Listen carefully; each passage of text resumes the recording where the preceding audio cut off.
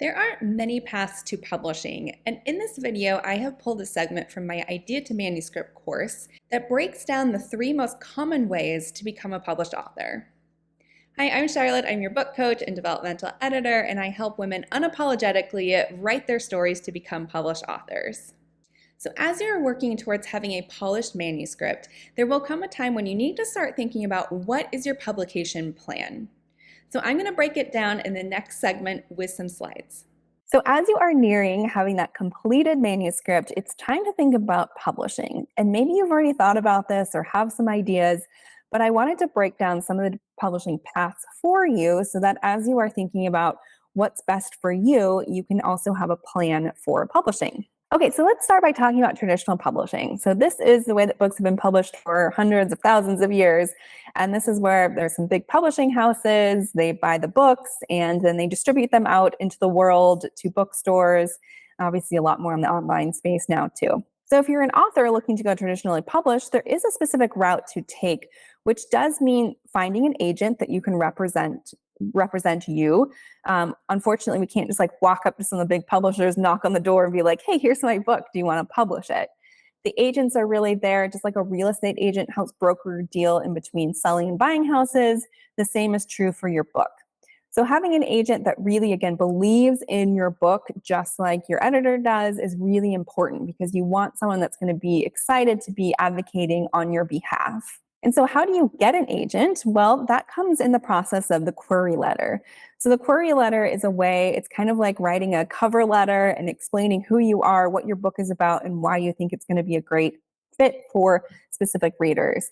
So this is where you might have some comparables, which we talked about earlier in this course, of just understanding what similar titles that you're writing, or just having some similar titles or books that kind of follow similar story arcs or character arcs to you can be really helpful because that helps agents and publishers visualize where your book is going to sit on the shelf. So then once you have an agent, they're going to be able to take all these materials and information and be able to then present it to publishers. And then hopefully, right, you're going to have a publisher that's really excited to publish.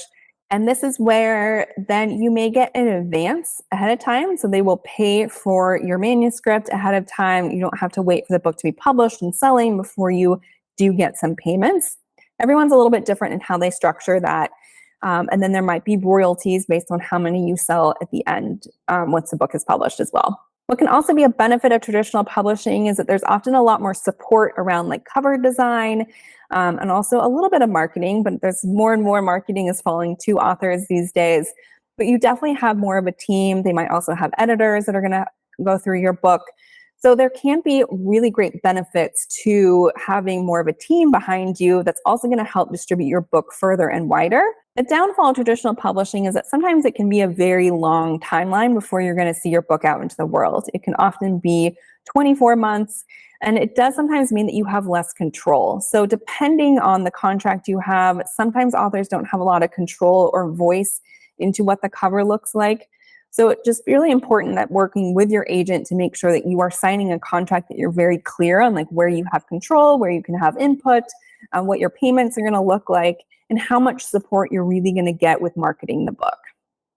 So traditional publishing is not for everybody, but this is something that sounds great to you. It is by all means something to be planning for and preparing for as you are completing your manuscript. So other publishing paths are self-publishing and hybrid publishing.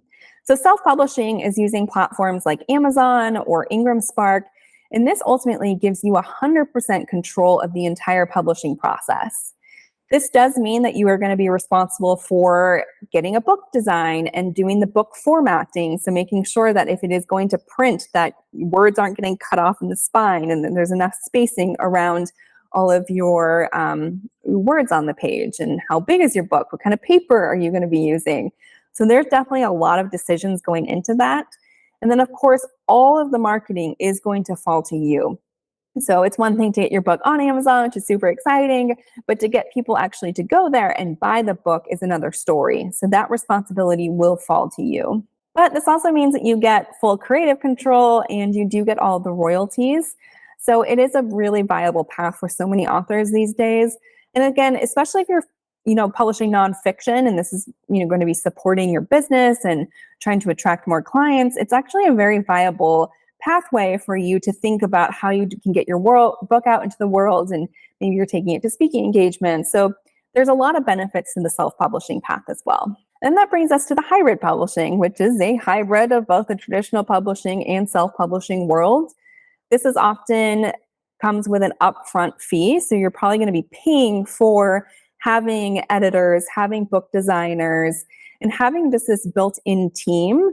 And then what's really great about that is you are getting that professional support, and you're getting it along the way. I know I've actually contracted with a couple publishers where I've actually come in as a book coach as well. So you might also get book coaching through this process to help you finish that manuscript before it gets handed off to an editor. So while you might be paying for services up front, there's also going to be a royalty structure on the end once the book is published.